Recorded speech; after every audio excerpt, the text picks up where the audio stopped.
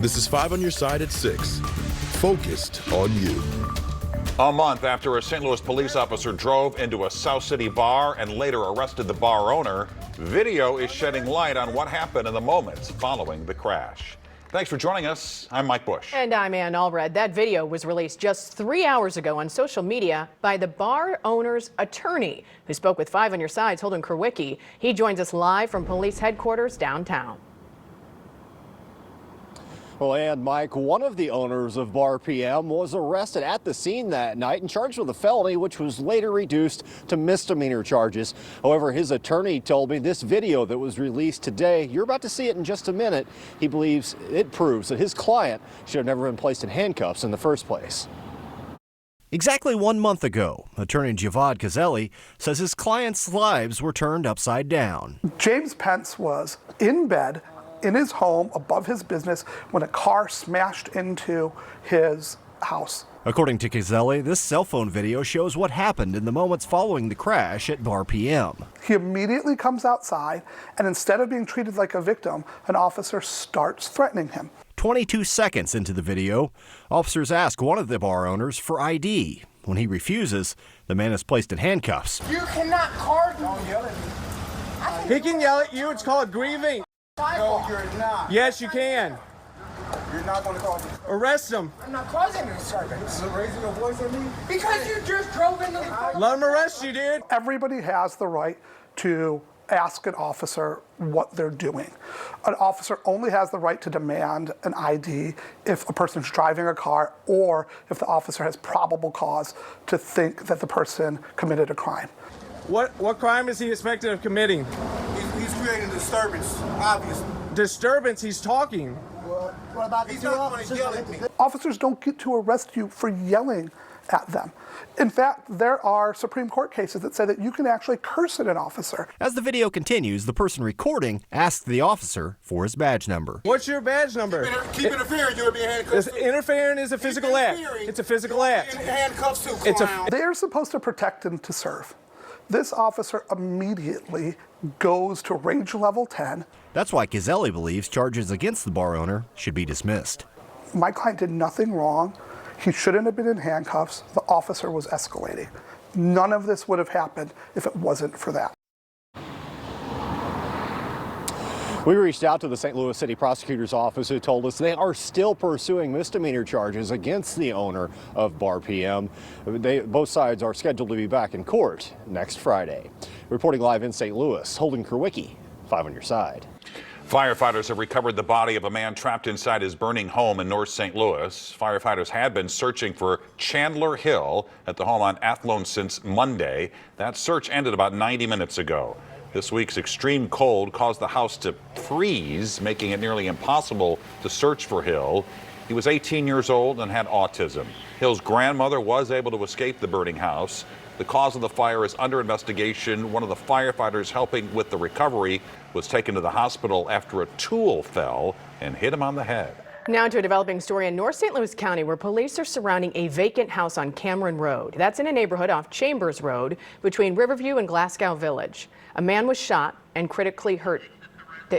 He was hurt around 2 this afternoon. Officers believe the person who shot him is inside the house. We do have a crew on the scene. We'll update the story when we get new information. Police are investigating a deadly crash in South St. Louis. A semi and a car collided at 2nd and Sydney around 3 o'clock today. 2 people were taken to the hospital where one of the victims died. A live look now outside. We got a brief break from the extreme cold, but that is all about to change. Chief Meteorologist Scott Connell has the weather first forecast. Scott? You know, Mike, it's been nice to be above 40 degrees for 2 days in a row. It's going to be a few days before we see 40 again. The colder air lurking to our north and west, and along with that, some snow that'll be heading our way later this evening. If you have evening plans, you should be good to go. In St. Charles right now, just cloudy skies, but you know what? The base of those clouds up about 2 miles. It's going to take a little bit of moistening the atmosphere to get those snowflakes to reach the ground. We're already seeing some snowflakes on the radar screen, but the initial ones are not reaching the ground because it's too dry.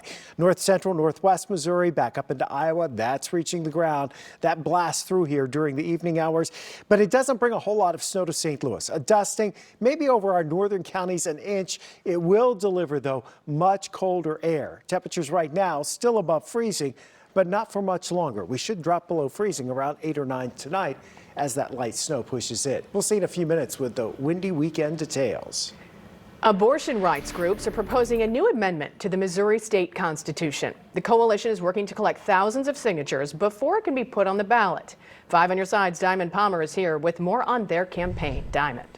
Well, and Missouri lawmakers passed a near total ban on abortions after the Supreme Court overturned Roe versus Wade. Right now, the only exceptions are to protect the life of a woman and for medical emergencies. Missourians for Constitutional Freedom says the amendment will need 172,000 valid signatures by May 5th.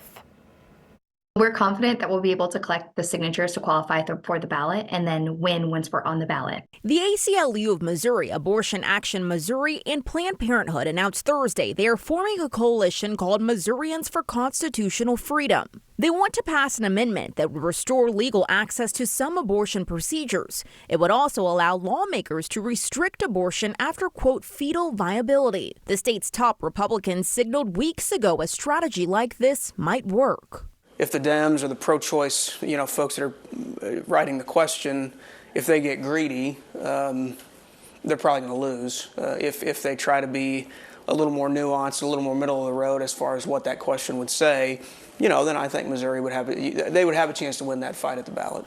Coalition Life spoke out Thursday, an organization that opposes abortions and instead provides resources like counseling to mothers. What we do know is that work continues even if there's a ballot initiative or not a ballot initiative. But I think what's really important for us to understand is that in Missouri, we're a pro-life state. The coalition says lifting a ban on abortions shouldn't be a partisan issue. It's a personal issue, and that's what I would tell any lawmakers out there, whether you're a Republican, a Democrat, an independent.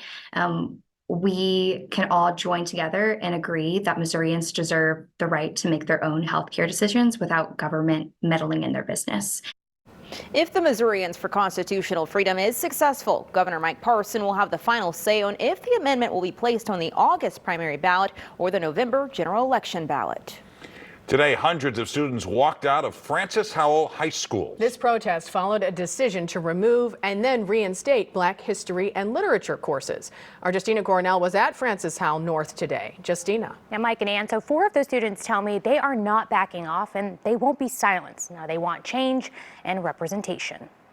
As soon as all those people came out the door, the emotions just flooded, and we were very proud. It's a walkout to speak out. History cannot be politically neutral. The whole point of history is we teach it so that it does not repeat itself. Students at Francis Howell High School's protest against what they say is the school board's ongoing pattern of discrimination and racism. They are trying to get rid of critical race theory being taught in schools. In December, the board voted to remove Black history and Black literature courses because the curriculum was connected to the social justice standards, the Teaching Tolerance Anti-Bias Framework by the Southern Poverty Law Center. A week later, the school announced it would reinstate those classes with updated curriculum that is, quote, rigorous and largely politically neutral. The only way they're going to put these courses back is if they water down and whitewash Black history, because they don't want people to know the real disparities that Black people have gone through. In support of the updated curriculum is President Ken Gontars of the Political Action Committee, Francis Howell Families. There is an agenda in this. There is definitely a social justice agenda. Gontar says they don't oppose Black history classes, but believe there should be changes. But we don't want to have that social activism part of our curriculum. If you want to do that when you're in college, fine.